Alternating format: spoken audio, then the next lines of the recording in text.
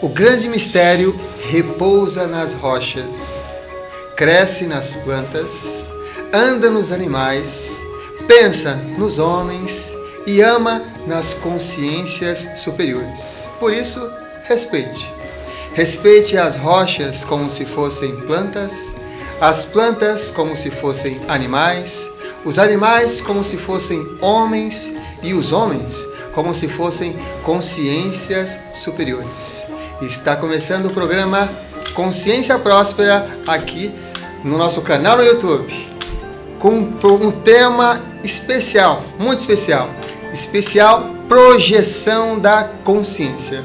Esse que é um programa de entrevista que nós temos o privilégio de trazer diversos convidados aqui nos estúdios para falar sobre suas experiências de vida, sobre suas relações com a prosperidade, tanto espiritual, mental, emocional, físico-financeira, entre outros desenvolvimentos humanos, que é o tema, por exemplo, que desenvolve o Instituto Biosegredo, uma das pessoas que apoiam aqui o programa Consciência Próspera. Você pode acessar nesse site que está aparecendo o programa, ou melhor, o site do Espaço Instituto Biosegredo, apometria, radiestesia.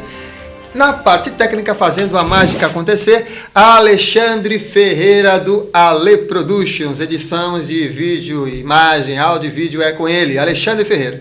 Projeção da consciência, que está aqui uma pessoa que, projetor consciente, pesquisador, autor de 16 livros, desenvolve um trabalho fantástico, excelente sobre projeção da consciência, deve conhecer. Fundador do Instituto de Pesquisas Projeciológicas e Bioenergéticas, estamos falando sobre Wagner Borges. Bem-vindo, Wagner. Oi, Samuca, um abraço aí para o pessoal que está assistindo o programa. Vamos bater um papo aí bem legal sobre as experiências fora do corpo, contar como é que esse fenômeno acontece, que é um fenômeno mais comum do que as pessoas imaginam, né?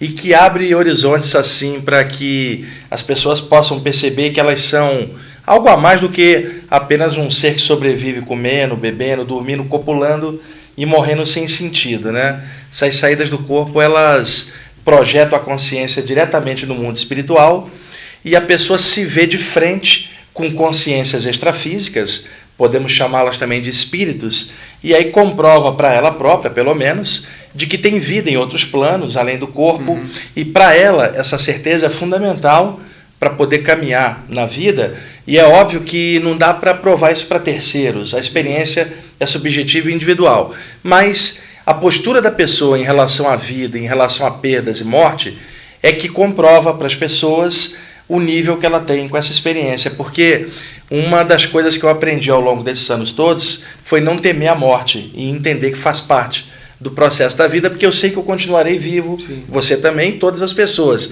E essa certeza, que para mim é fundamental, ela me dá segurança na hora de uma perda. Eu não estou falando de uma crença, estou falando de algo que para mim é fato, é certeza. Então, um fenômeno que não dá para a gente evidenciá-lo externamente, porque passa-se em outro plano, mas que você pode comprovar ele para você próprio e pela segurança com que se lida na hora de uma perda, é que você comprova para o mundo o nível que se adquire com algo assim. E nessa questão de comprovação pop, essa autoidentificação, essa autocomprovação que a pessoa passa, como é que começou as suas experiências fora do corpo? Olha, Samuel, eu tenho atualmente 51 anos. Quando eu tinha 15 anos, no Rio de Janeiro, eu sou carioca, eu comecei a ter essas saídas do corpo espontâneas durante o sono. Eu deitava para dormir, um adolescente comum, ia à praia, namorava, ia ao cinema, torcedor do Botafogo, do Rio de Janeiro, né? Um jovem comum. Eu estudava à noite, fazia o 2º grau e trabalhava no escritório com meu pai desde os 14 anos. E uma noite eu deitei, como todas as outras anteriores, e dormi.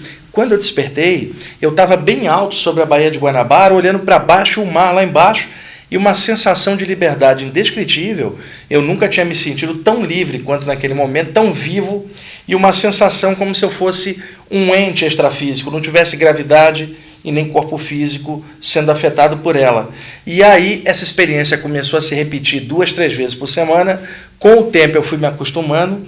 Imagina, 15 anos de idade, eu deitava já torcendo para aquele negócio acontecer. Naturalmente que alguém pergunta assim, isso não será um sonho? Não, porque o nível de consciência que eu tinha nessas experiências é mais ou menos igual ao nível de consciência da vigília que a gente tem aqui, até um pouco a mais. Sim. E essa sensação de vivacidade, de lucidez e consciência, você não tem no sonho mais vívido que existir, você não tem esse tipo de coisa. E ao mesmo tempo eu questionava assim, poxa, mas se eu estou dormindo, como é que eu estou acordado? Aliás, cadê a cama? E aí eu girava no ar para lá e para cá, porque nessas experiências fora do corpo, o chamado corpo espiritual, também chamado às vezes corpo astral, perispírito, tem muitos nomes, não é afetado pela gravidade, por isso você flutua. E há uma sensação de energia muito legal, porque eu estava sobre o mar e aquelas energias subiam e me atravessavam. Sim. Então, isso começou a acontecer 2 a 3 vezes por semana, eu fui me acostumando, e aí até por força da própria experiência, eu fui correr atrás para tentar descobrir o que estava acontecendo. Só que isso era a década de 70.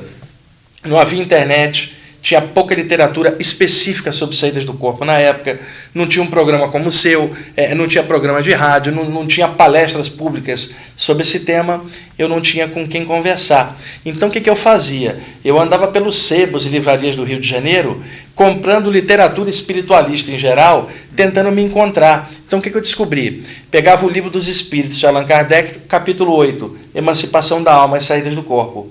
Pegava um livro de teosofia do Leadbeater ou da Annie Besant, pegava lá um capítulo sobre o corpo astral.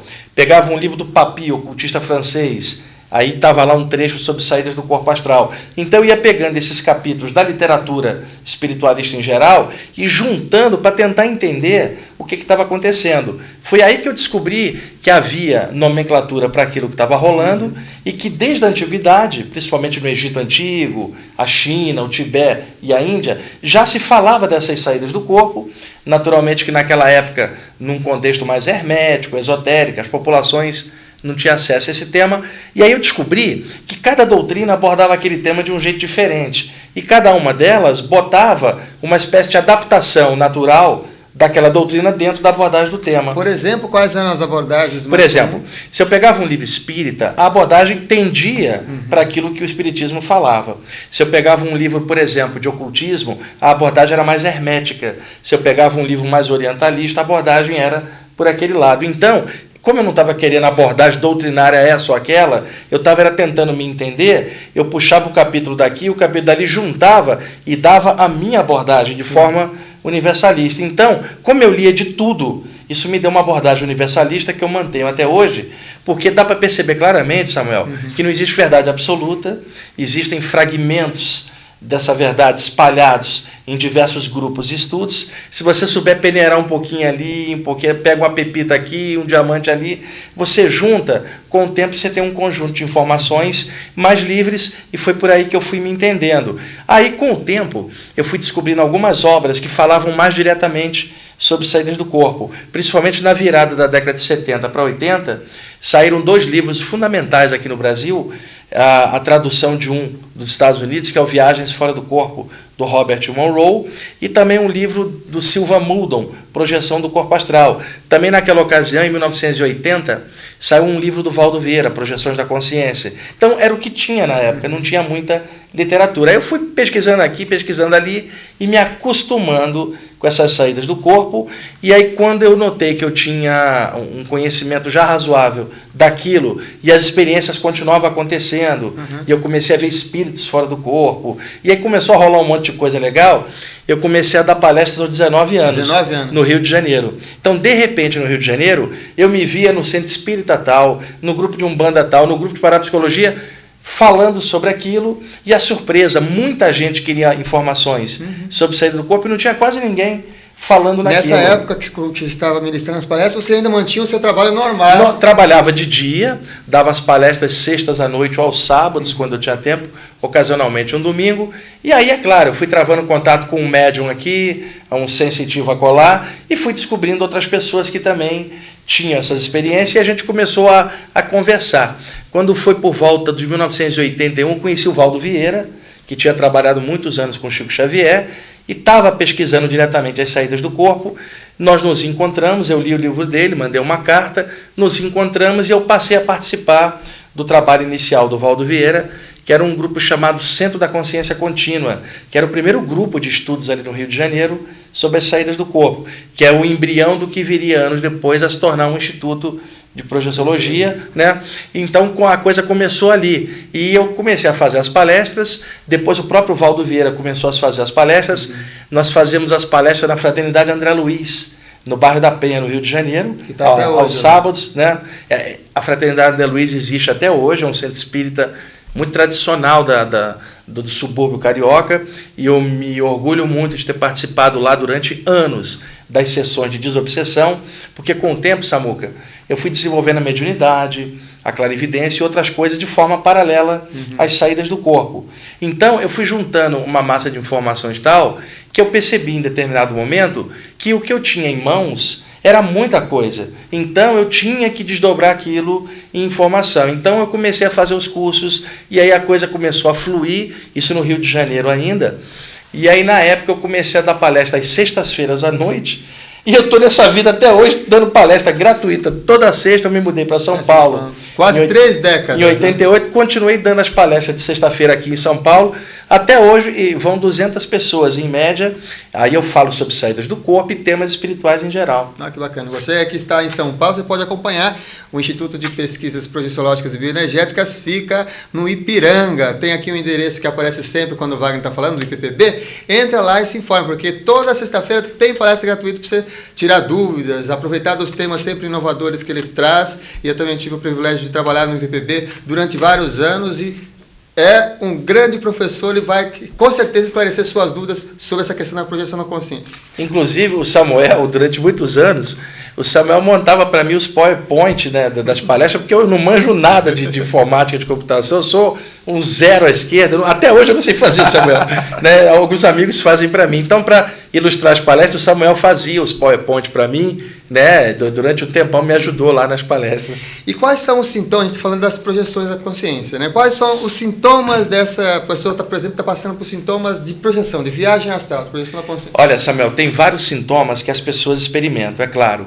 Cada um tem uma sensibilidade, mas ao longo desses anos todos, eu pude mapear alguns sintomas que são mais ou menos padrão, ou seja, eles acontecem com a maioria das pessoas que experimentam saídas do corpo, ou que pelo menos tem o princípio da experiência e acaba abortando-a por causa do medo. Então, eu vou citar 4 desses sintomas para as pessoas poderem identificar.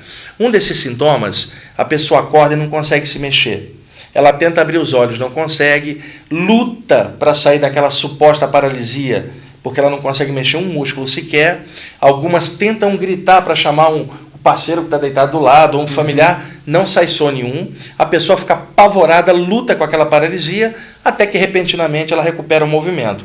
Eu tinha isso quando eu tinha 15, 16 anos e não tinha ninguém para me explicar. Então, Samuel, eu acordava, lutava contra aquela paralisia, tentava gritar para chamar meu pai, não saía som nenhum, até que eu recuperava o movimento. Bom, com os anos de estudo eu descobri o que era. E o que era? Isso é chamado hoje em dia de catalepsia projetiva. E a medicina chama isso de paralisia noturna. Isso também foi chamado de catalepsia astral. O que ocorre? Durante o sono, seu metabolismo cardiorrespiratório está baixo. Seu padrão de ondas cerebrais também está baixo. Então você desperta num estado alterado de consciência antes que o corpo esteja ativado. Então é como se a mente despertasse frações de segundo antes do cérebro ativar. Então a pessoa dá o comando para se mexer e nada responde, porque o metabolismo está baixo. A reação da pessoa é medo, porque ela não consegue se mexer. Quando uma pessoa está com medo, as glândulas suprarrenais em cima dos rins, são glândulas endócrinas, dão uma descarga de adrenalina na corrente sanguínea, porque a reação fisiológica diante do medo é a aceleração do metabolismo para se enfrentar o que está te causando medo ou fugir, mecanismo biológico de autodefesa.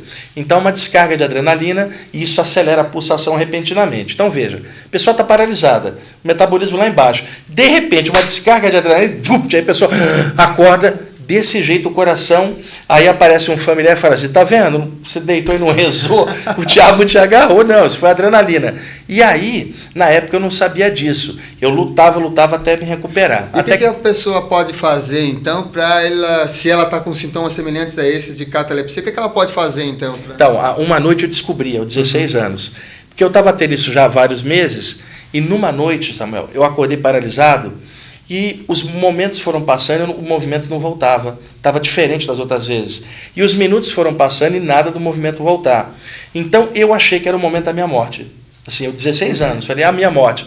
Nesse momento eu me entreguei, eu parei de tentar me mexer.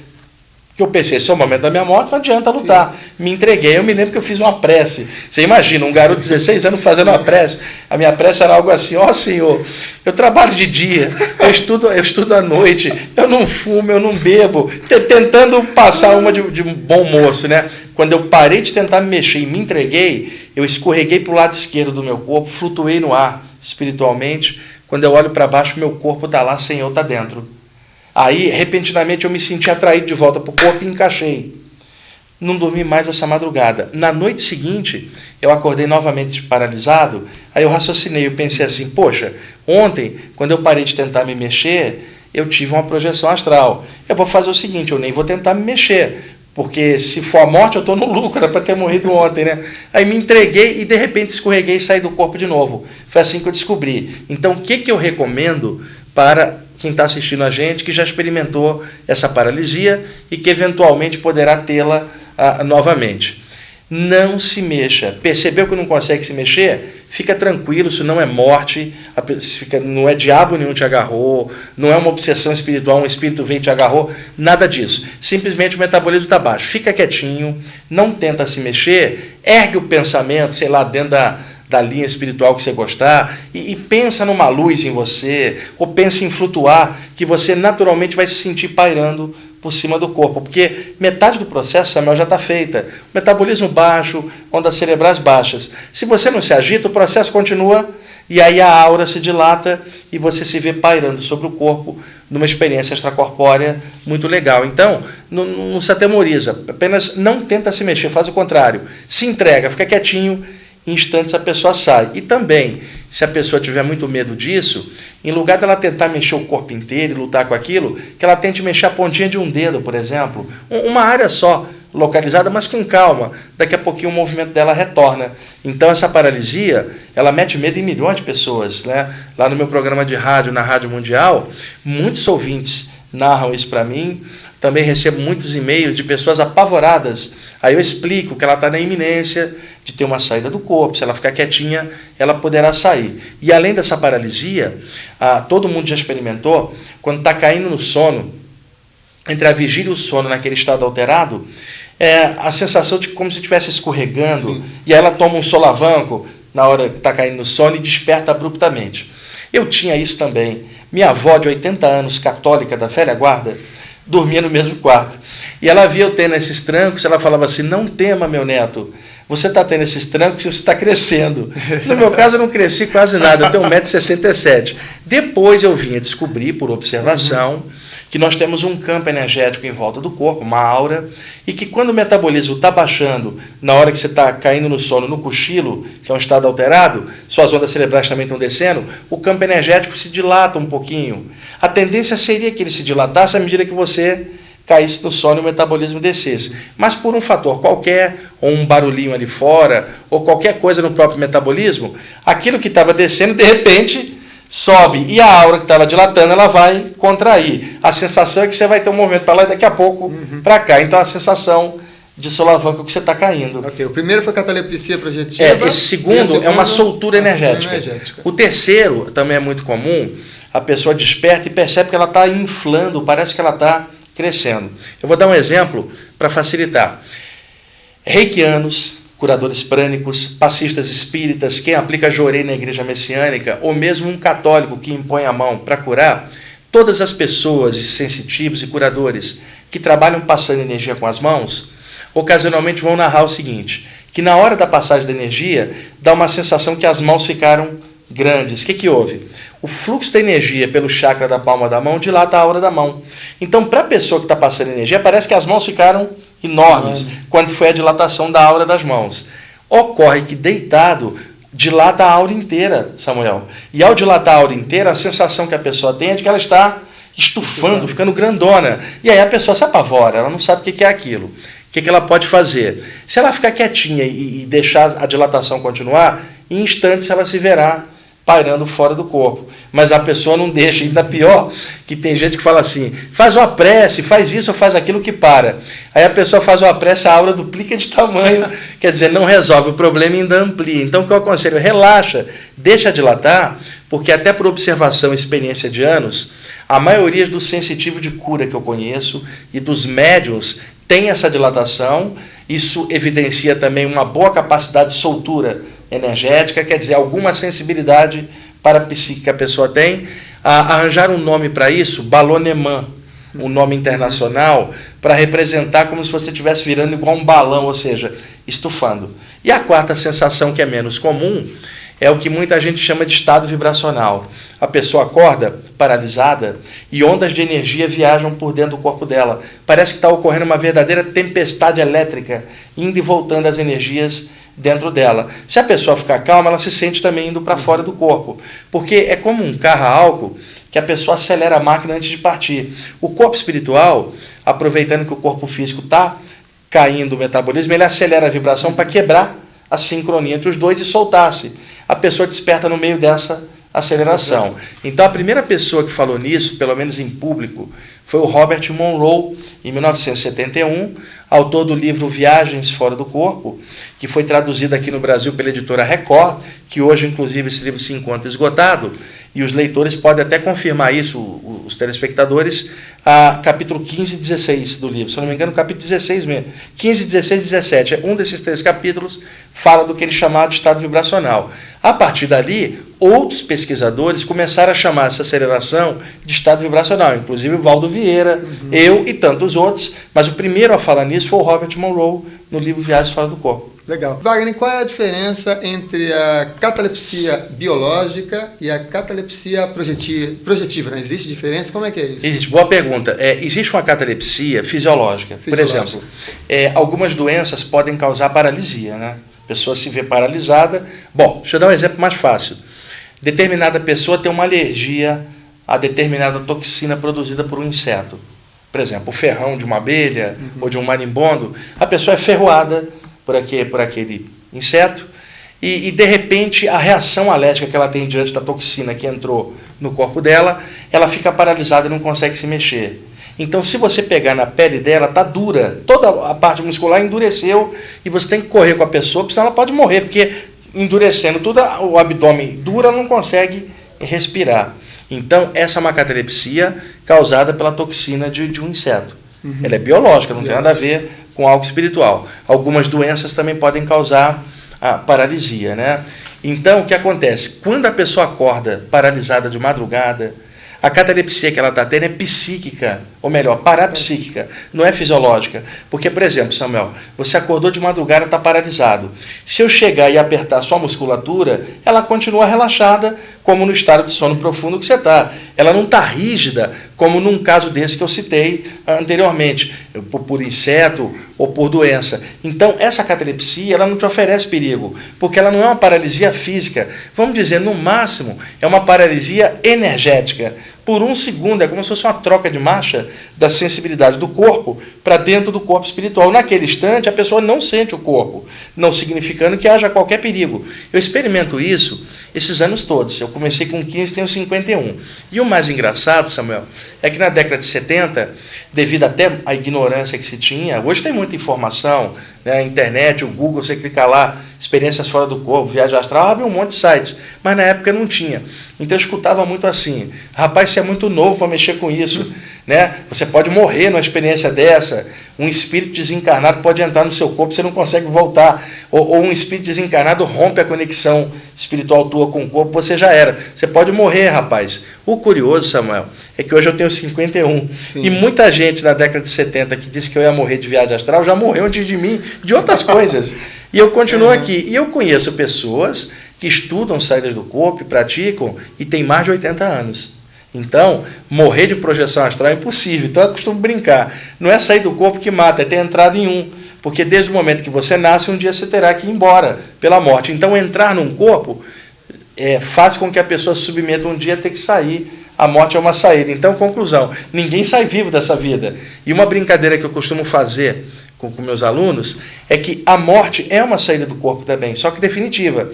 Então, qualquer pessoa encarnada, eu, você, o telespectador e qualquer um cético, inclusive, sobre esse tema, eventualmente vai ter uma, que é a morte. Então, eu costumo brincar, não se passa uma encarnação na Terra sem se ter uma saída do corpo, pelo menos, que é a morte. Então, esse tema é obrigatório. Fica tranquilo que pelo menos uma você vai ter. Já está garantido. Está garantido que vai ter. Já que você tocou no tema da morte, o que você, como professor de muitos anos estudando projeção da consciência, bioenergia, espiritualidade geral, o que você diria para as pessoas, por exemplo, que estão passando por um momento de perda familiar? Ele está aqui encarnado e perdeu um familiar. O que você diria para as pessoas? Olha, Samuel, essa talvez seja a maior dor de todas. Perder alguém e ter a noção de que a gente nunca mais vai ver a pessoa. Junte-se a isso todo o peso que a gente tem cultural em relação à morte, porque uma coisa é o medo de morrer, que é celular, está nas células da gente, é o instinto de sobrevivência para manter a vida a qualquer custo do corpo humano.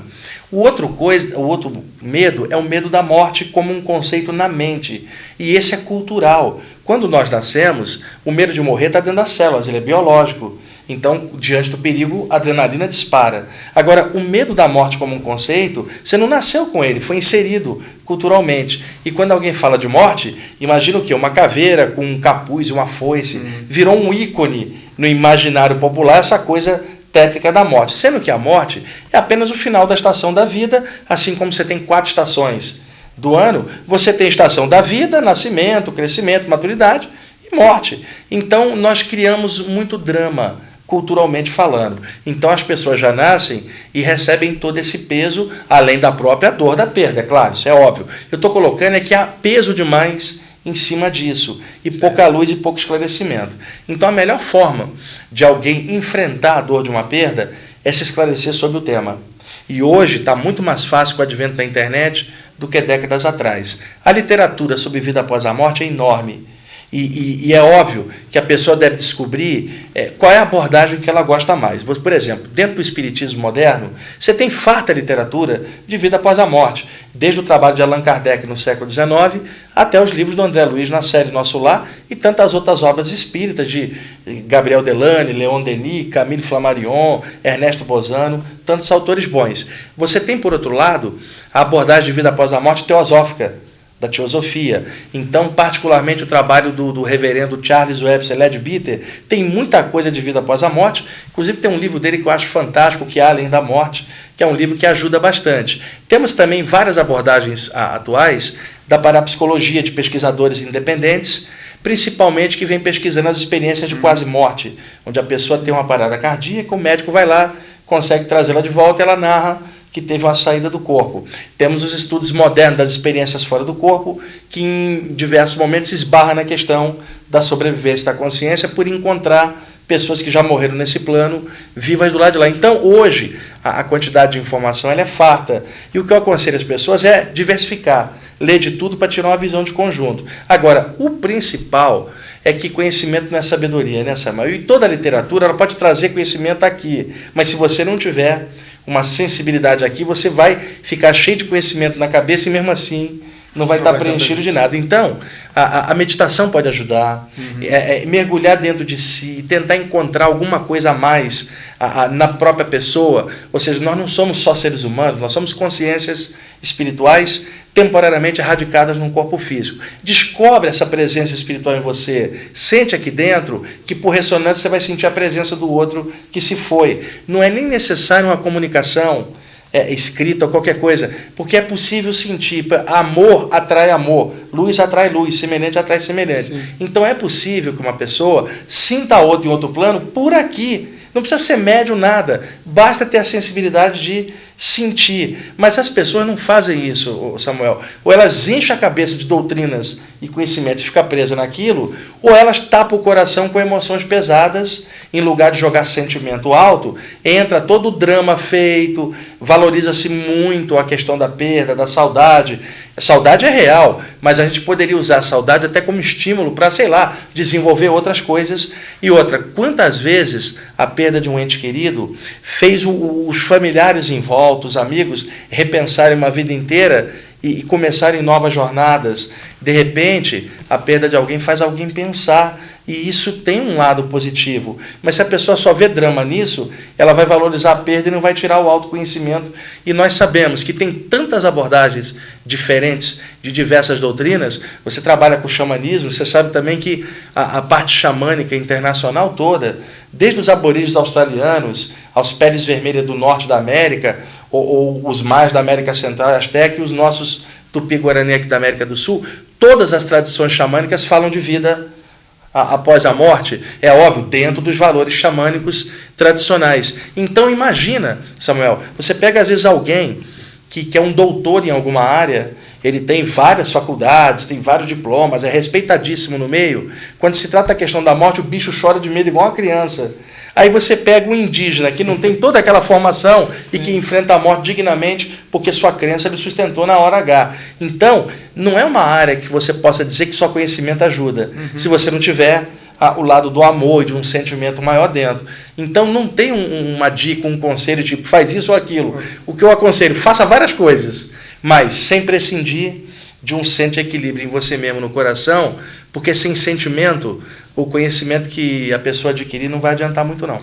E aquelas pessoas que viu o tema projeção da consciência e pela primeira vez está conhecendo e nunca teve uma experiência fora do corpo. Qual seria, então, existe uma, já que a gente não vai ficar só no conhecimento, existe alguma prática simples que a pessoa poderia investir nela para tentar ter uma experiência lúcida de projeção da consciência? Outra coisa, Samuel, só para concluir a parte anterior, eu lancei o livro Falando de Vida Após a Morte para ajudar pessoas que perderam familiares. Inclusive o livro já está esgotando nas livrarias, pode se encontrar em qualquer livraria grande, chama-se Falando de Vida Após a Morte, da editora Luz da Serra, Wagner Borges.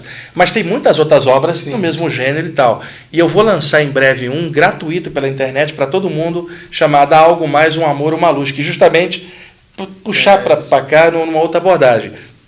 Na questão das saídas do corpo, a primeira coisa que eu aconselho a pessoa é estudar um pouquinho o assunto, Samuel. Não entrar nisso de cabeça sem ter uma infraestrutura de conhecimento para, pelo menos, ela entender o que está acontecendo. Então, hoje, a internet ela tem farta literatura sobre o tema. Basta a pessoa clicar no Google qualquer um dos temas correlacionados, porque as saídas do corpo foram estudadas por muitas doutrinas. Então surgiram muitos nomes com a mesma coisa. Viagem astral, projeção astral, experiência fora do corpo, projeção da consciência, viagem espiritual, desprendimento espiritual, emancipação da alma, voltinha no além, voadinha no astral. Quer dizer, tem tantos nomes por aí. Voltinha no além. Voltinha no além, voadinha no astral, né? Vamos dar uma voadinha ali no extrafísico, né? Então, tem muitos nomes. A pessoa pode clicar no Google, ela verá vários sites. Agora, tem alguns sites que tem bastante informação de conjunto, porque juntem várias, inclusive o nosso, o ippb.org.br.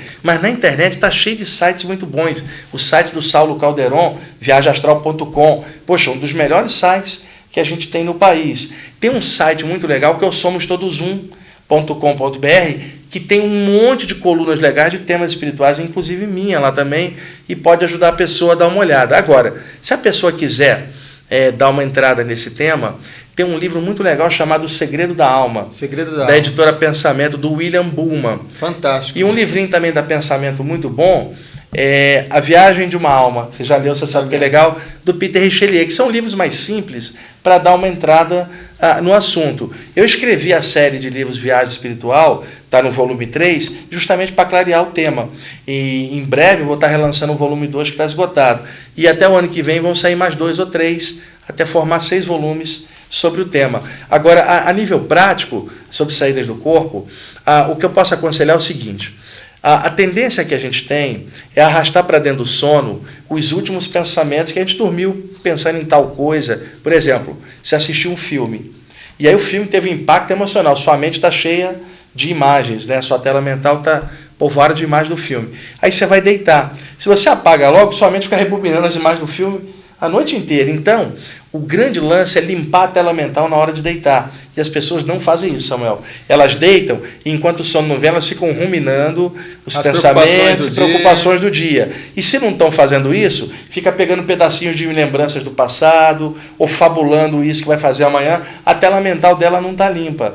Nesse sentido, uma prece limpa a tela mental. E quando eu falo prece, eu não estou falando aquilo assim, faz 3 Pai Nosso, 5 Ave Maria, 4 Salmo. Não. Falando prece é algo que brota do coração. E não importa para quem seja, porque existem muitas doutrinas, cada um tem uma referência. Se o cara é budista, ele vai pensar no Buda. Se ele é cristão, vai pensar em Jesus. Se é um bandista, pensa em Iemanjá. O importante é que a pessoa erga o pensamento a uma referência maior. E se a pessoa não participar de linha nenhuma, pensa no Sol. pensa no espaço sideral, pensa na natureza, em algo maior do que o umbigo dela, para sair dela própria. E ergue o pensamento no sentido de uma prece de agradecimento pelo dom da vida e pensa no bem da humanidade. E depois deita, e se a pessoa puder observar como é que ela cai no sono, tipo de olhos fechados, no escurinho da tela mental, prestar atenção na respiração. A entrada e a saída do ar. É monótono inicialmente, mas ajuda. A outra coisa, levar a atenção para as plantas dos pés. Imaginar que você respira pelos pés. Porque você descarrega o foco da atenção da testa e leva para o centro dos pés, isso descansa o cérebro, porque o foco da atenção está embaixo. Porque a gente não percebe, Samuel, o pensamento nosso e as emoções forçam muito o corpo. Né? A gente dá uma forçada quando está tenso no corpo. Por exemplo, se você está fora do corpo, teu corpo está ali descansando, você pode se irritar, fazer o que for, essa tensão não está no corpo, ela está no corpo espiritual. Mas quando você está tenso aqui dentro, você tensiona o sistema inteiro. Então, durante o sono, quando ocorre a saída do corpo, normalmente, o corpo espiritual capta a energia cósmica do seu plano original. Então, ele precisa estar livre do corpo um pouquinho para recuperar a sua energia. Agora, o corpo também precisa estar livre do espírito, porque quando o espírito está fora, o corpo não tem pensamento, não tem emoção. Então, ele pode regenerar sem você estar botando mais tensão. Então, qual é o segredo? Usa esse mecanismo da natureza. A natureza quer afastar você do corpo, tanto para descansar o corpo espiritual, quanto para descansar uma pausa saudável. Então, ajuda o processo. O que você faz? Deita, tira o pensamento da cabeça e imagina que você respira com os pés, entrando e saindo. Fica ali. Durma assim, porque você vai estar facilitando essa soltura. Muito bem. Eu vou ler aqui um trecho, ele falou do livro Viagem Espiritual, a coleção Viagem Espiritual, eu vou ler um trecho do livro Viagem Espiritual 2, Wagner Borges. Sai para fora do corpo, atravessa o tempo, torna-te eternidade, reconhece-te por imortal, capaz de tudo conceber e tudo fazer. Ser mais alto do que toda altura, mais profundo do que toda profundeza, ser ao mesmo tempo todas as partes do mundo. Reúne num abraço todos os ciclos, todas as medidas e todas as extensões, e então poderás compreender a verdadeira eternidade. Deus. Hermes Trismegistus. Esse é um trecho, Samuel, que abre um dos meus livros, que eu gosto bastante. O Hermes Trismegisto, todo mundo que estuda ocultismo conhece, é uma figura mítica, supostamente um grande mestre do passado que orientava os iniciados espirituais. Acontece que o nome Hermes é um nome grego, e o Hermes Trismegisto no Antigo Egito era o deus Tote, nos mitos egípcios. Séculos depois, os gregos deificaram a figura desse deus Tote, que era o escrivão dos deuses, na figura do Hermes Trismegisto, representando todos os mestres da antiguidade que tinham grupos de iniciados dentro dos processos iniciáticos da Grécia e do Antigo Egito, o que posteriormente seria chamado de ocultismo ou hermetismo. Então, naquela época, mestres e iniciados espirituais se reuniam dentro dos templos, no Antigo Egito, na Grécia, e ali eles estudavam e praticavam várias artes espirituais, incluindo nisso as saídas do corpo. E como que eram esses processos iniciáticos no Antigo Egito? Olha, o candidato que quisesse entrar num agrupamento desse, teria que passar por uma série de provas. O conjunto dessas provas foi chamado tradicionalmente de iniciação.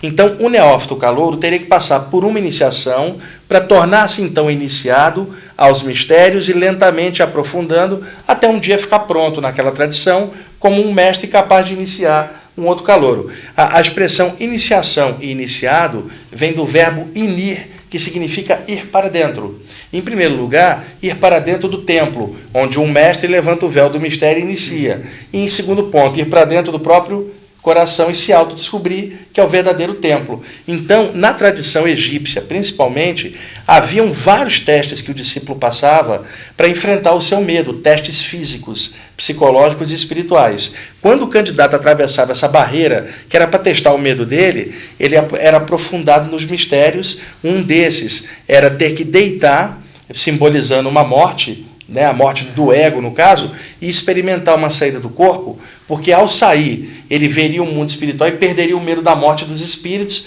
e ao retornar, ele estaria com outro nível de consciência e não temeria mais o invisível. Porque, repara bem, Samuel, imagina um mestre egípcio antigo com medo de espíritos, um mestre egípcio com medo do invisível. Se ele trabalha com aquilo, ele tem que conhecer o outro lado, e a forma de conhecer mais direta era a saída do corpo. Por isso nós temos diversos fragmentos esotéricos de diversas doutrinas ocultistas que, se a pessoa juntar esses fragmentos, ela vai ver claramente um corpo de conhecimentos herméticos na antiguidade, no Antigo Egito principalmente, e dentro desse corpo de conhecimento, boa parte dele estava calcada nas saídas do corpo. Então, há uma figura mítica que os gregos criaram baseado no deus Tote egípcio, que representa esses ensinamentos, como se esse ser mítico captasse no céu com os deuses as informações e trouxesse para os homens através da iniciação para poder ensiná-los. É aí que se fala das saídas do corpo no contexto esotérico da antiguidade. Muito bem, a gente já viu aqui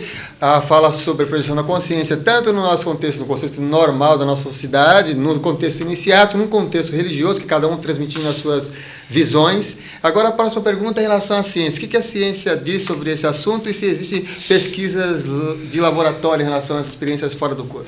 Hoje em dia não tem quase nada, Samuel, porque com a parapsicologia, por volta da década de 60 do século XX, vários pesquisadores de parapsicologia começaram a levar sensitivos para dentro dos laboratórios para tentar experiências fora do corpo controladas e mensuradas. Então o sensitivo deitava no laboratório e os cientistas monitoravam batimento cardíaco, pressão, temperatura, padrão de ondas cerebrais, e deitava o sujeito num lugar e colocava no lugar mais alto, num ponto de visão oculto que ele não podia perceber, alguns objetos. O sensitivo tinha que sair, flutuar, ver os objetos, voltar e narrar, porque seria uma comprovação. Então, esses testes eram feitos assim, mas era muito primitivo. Então, a pouca literatura que se tem sobre isso são dessas experiências da década de 60 e 70. E o que dá para ver claramente? É justamente o auge da Guerra Fria, do então bloco soviético comandado pela Rússia com o bloco capitalista. Então, ambos os lados, na época, estavam tentando desenvolver o espião perfeito. Seria um projetor astral, alguém que sai do corpo, atravessa a parede e vê o segredo do foguete e tal, vem em conta. Então, ambos os lados investiram dinheiro para ver se desenvolvia um espião projetor astral, né? E não conseguiram, felizmente. Não podia ter dado uma zebra grande, sei lá, vai saber que caminho isso poderia ter tomado. Então, os pesquisadores daquela época, posteriormente, escreveram livros. É considerado o ano de 1961, uma mulher foi a primeira a ser levada para o laboratório. Até hoje mantém-se o nome dela em segredo, Madame Z. Ninguém sabe quem era, uma dona de casa americana.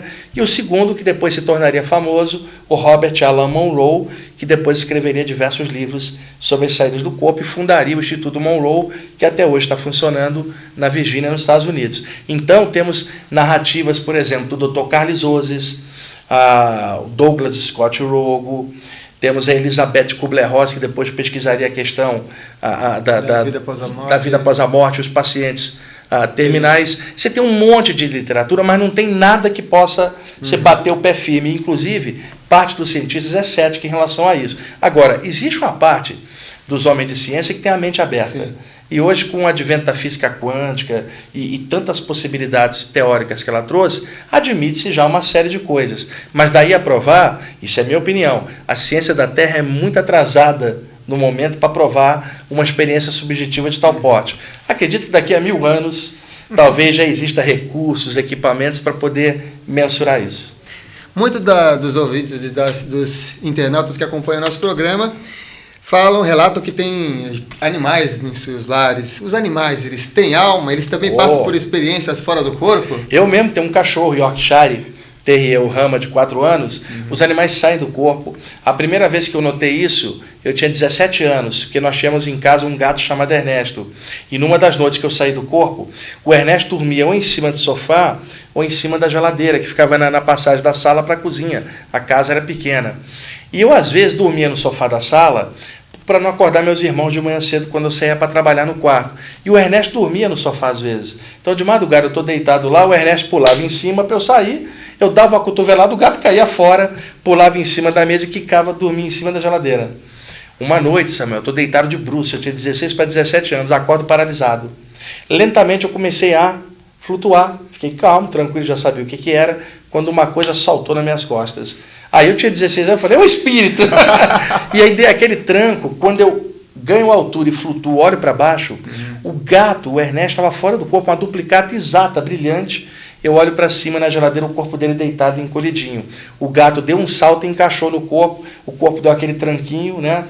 Aí eu tive a segunda surpresa da noite. O gato abriu os olhos e me viu. Só que eu estava projetado fora do corpo. Ou seja, o danado do gato era clarividente também. Então, projetou e clarividente. A primeira vez que eu vi algo de um animal, eu tinha 16 anos. Depois, com o passar dos anos, eu comecei a ver animais tanto projetados durante o sono quanto desencarnados. Quando eu falo animais, mamíferos grandes e domésticos. Não vi barata, não vi pulga, acredito que não tenha uma individualidade para sobreviver após a morte. Seria como mais uma consciência coletiva, o que o Oriente Antigo chamava de almas grupo. Você pega, por exemplo, um formigueiro, parece uma consciência coletiva, uma colmeia. Você pega, por exemplo, um grupo de peixinhos ali no aquário, você bate, eles viram todos do mesmo lado. Agora, você pega o comportamento de um golfinho, é diferente. Então, me parece que no mamífero já há uma individualidade. Então, ele sobrevive após a morte. Agora, o animal doméstico, ele tem seres do lado de lá, seres humanos que gostam de animal, que cuidam deles do lado de lá. Eles não retornam para o plano espiritual original, primitivo deles, porque eles já desenvolveram características próximas do ser humano, como afetividade por alguém de outra espécie. Então, eles são cuidados por entes do lado de lá, que só cuidam de animais do mesmo jeito que tem organizações aqui embaixo, que cuidam de animais, do lado de lá também tem. E eles reencarnam no tempo certo deles, na mesma raça, e depois avançando, e vai saber se não vai dar num ser humano um dia, e você não tem como responder para ninguém. Agora, o que tem de bichinho aí que parece que pensa mais do que muita gente que a gente conhece, isso é fato.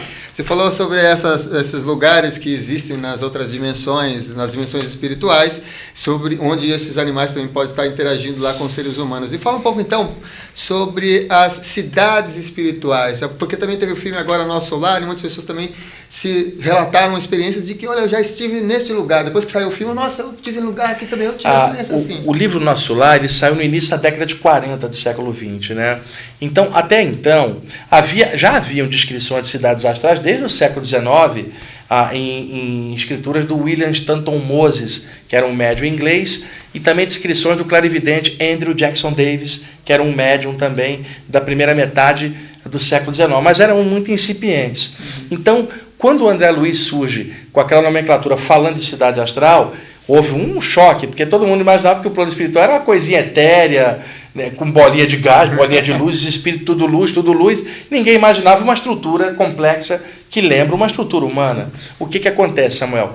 Esses conjuntos extrafísicos são plasmados por entidades superiores que sabem manipular a energia e condensam formas mentais poderosas, né, em determinados planos, para que as pessoas, quando desencarnem, se sintam no ambiente familiar ainda, como se fosse algo daqui da Terra, para que lentamente elas vão ascensionando até os planos de pura luz. Daí já se falaria de plano mental, sem forma, sem tempo, sem espaço. Mas uma pessoa não desencarna e entra no plano mental direto, ela vai passando por subplanos extrafísicos. Então essas cidades astrais, elas estariam entre os planos sutis e a Terra, como um intermediário para a pessoa ir galgando e evoluindo outros níveis. É como se fosse meio espírito, meio homem, né? Já que a pessoa é híbrida, ainda mais se ela vai retornar para cá, então ela, em vez dela ir para lá e depois dar o trabalho de voltar, ela vem até aqui, daqui a pouco quica, 50 anos depois, 100, ela volta para cá. Então, por isso existe em torno da Terra e nos diversos subplanos locais extrafísicos, cidades, distritos extrafísicos. Agora,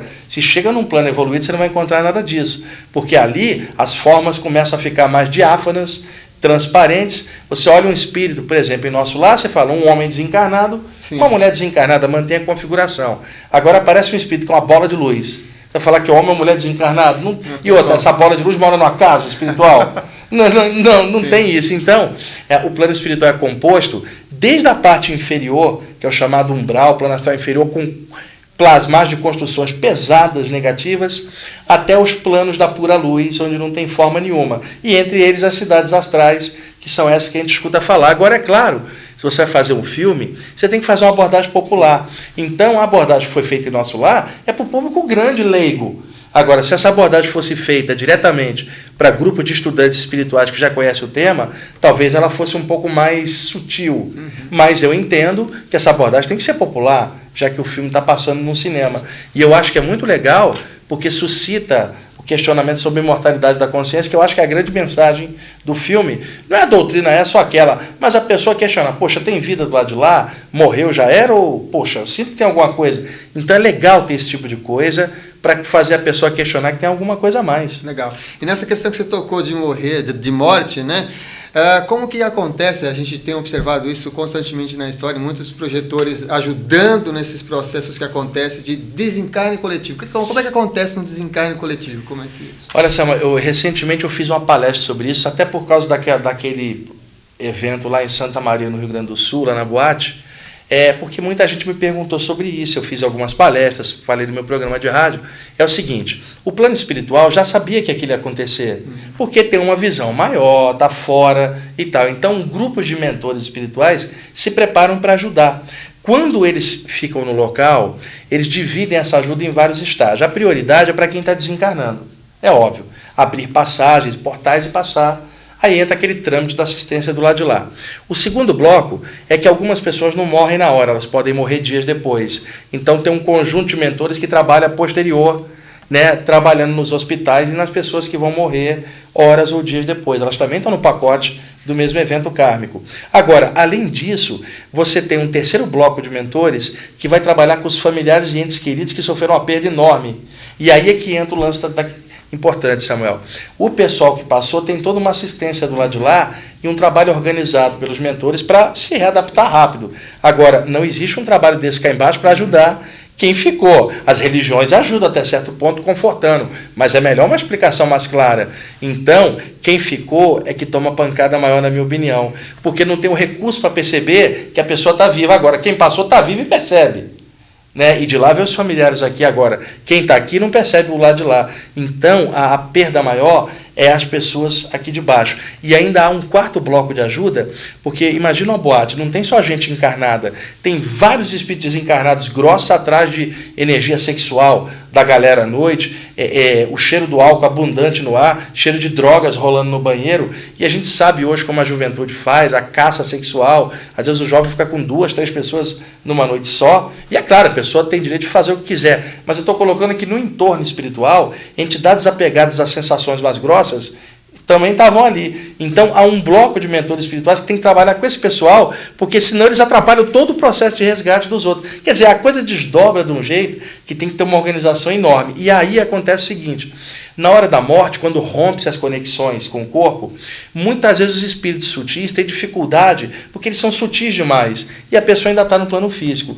Então eles escolhem a energia de médiums, levam pessoas fora do corpo para aplicar passe e ajudar essa soltura. Uma vez, eu estava numa reunião espiritual, apareceu um espírito hindu, e ele trazia uma caixa plasmada na mão com vários recipientes de vidro, tipo aqueles recipientes de química. Ele chegava perto de um sensitivo, puxava energia azul da garganta, energia verde do peito e ia juntando dentro dos recipientes. Eu vi e perguntei, o que você está fazendo? Ele falou, estou segurando a energia das cores. Falei, como? E ele me disse, vocês não tem banco de energia, banco de sangue aí na Terra para uma tragédia? Nós temos banco de energia nos hospitais espirituais. Quando ocorre uma tragédia coletiva, nós usamos as energias já colhidas de grupos anteriormente. Então, médiuns, sensitivos de cura, projetores astrais são muito úteis quando voltam a sua capacidade para ajudar a humanidade, porque a sua energia é muito útil nesses momentos de desprendimento e também para soltar entidades presas que estão no entorno da humanidade, fazendo obsessão, pressionando e complicando a própria humanidade. Então, quem trabalha com isso para o bem e para a luz, está fazendo um servição para ajudar a humanidade. Eu conheço sensitivos ótimos, médiuns ótimos, que fazem seu trabalho em silêncio e pior. Não dá nem para falar para os outros, né? Imagina, você chega no fone vizinho, sabe que eu tive uma projeção astral, ajudei 3 a soltar para lá, o vizinho fala, pô, você é maluco, cara. Então não dá para ficar com ego grande com essas coisas, você não pode provar para nada. Agora dá uma alegria grande você ser útil, participar. Legal. Você falou em 2 últimas respostas sobre essa questão dos assédios espirituais. Então, eu vou fazer a última pergunta, porque a gente já viu que está chegando já o tempo final aqui do programa, que é a pergunta assim, se as pessoas sentem uma energia estranha no ambiente, no quarto, esse já é o projetor, ele sai e sente. E não é o gato Ernesto. O que ele pode fazer para lidar com essas energias mais pesadas, grossas, que podem estar aí? Diante de uma presença negativa, ela estende as mãos espirituais e dá um passe. Vibra a luz, tá? Se a pessoa está dentro do corpo, acorda de madrugada, com a sensação de uma presença obscura, pressionando no astral do quarto, ela não está fora do corpo. Todo mundo já passou por isso. Você acorda e sente que no escurinho do quarto tem alguma coisa te espreitando. Prece ajuda desde que seja prece não formatada, que seja algo do coração buscando uma referência que ela respeite, e não a repetição igual papagaio de preces já formatadas. Ajuda. Se a pessoa souber manipular a energia, ela pode estender as mãos e dar um passe no quarto. Isso afasta entidades pesadas, se ela tiver confiança para isso. Ela pode fazer a energia vibrar, o estado vibracional, pode fazer a aura se expandir, ela pode fazer um monte de coisa, mas tem que fazer algo. Porque se não fizer, aquela presença fica. Se ela dorme e sai do corpo, ela vai bater de frente com essa presença. Essa possibilidade existe, nem sempre porque a pessoa é do mal, não é nada disso não. É que nós vivemos no planeta Terra, né, Samuel? Tem de tudo aqui. De vez em quando tem desencarnado chato que vem encher a paciência, né? Vem grudar, roubar energia. Então, projeta uma luz com suavidade e entenda, o desencarnado é seu irmão, alguém desencarnado com potencial divino, no momento bloqueado pelo próprio ego, fazendo besteira, mas que eventualmente vai entrar na luz e vai prosseguir. Então pensa o melhor, não fica com medo, vibra uma luz ou ergue o pensamento numa prece, ou seja, faz o que você achar que deve e que lhe dê conforto ao coração, esclarecimento à sua consciência, que a energia muda e o que tiver pesado se afasta. Chegamos então aqui ao final dessa edição especial do programa Consciência Próspera, dedicada à projeção da consciência. Mas antes vamos pedir, já agradecendo aqui a presença do Wagner no programa Consciência Próspera, pedir que você deixe uma mensagem para os nossos amigos internautas. Samuel, eu que agradeço aí a oportunidade de estar aqui, agradeço a atenção que os internautas estão dando e a mensagem que eu deixo, gente, viver vale a pena. Aqui, a Terra tem muitos problemas físicos, emocionais, financeiros, mas a experiência de estar aqui na Terra ela é muito importante. Nós somos espíritos, vivemos de outros planos, mas estamos aqui no momento. Então, já que estamos aqui e hoje temos a informação bem aberta na nossa frente, vamos fazer o melhor que a gente puder, que essa seja a melhor vida, minha, sua, do internauta, que numa próxima vida, se a gente lembrar, que a gente lembre dessa com carinho e honra, porque nessa a gente fez o melhor que podia. Vai fazendo o melhor que você pode, entre defeitos e qualidades. Se caiu, levanta de novo, mas não desiste jamais de crescer e foca na luz. Existe algo a mais, eu não posso provar para você, o Samuel não pode, mas tem alguma coisa a mais, gente, tá? Foca nisso, corre atrás e vale a pena viver, principalmente se você tiver essa noção de que viver não é só comer, beber, dormir, copular e morrer sem sentido. Viver também é pensar, sentir, ser feliz e fluir alguma energia melhor na própria vida.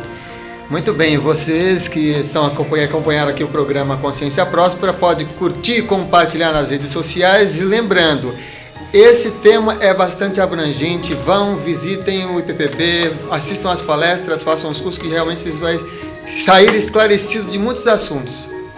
Eu recomendo você também que prestigie o programa Consciência Próspera, compartilhando com seus amigos, pode ser que esclareça algumas dúvidas como que o nosso professor Wagner Borges respondeu aqui no programa Consciência Próspera. Um beijo de luz para você, espero até a próxima edição. Até mais.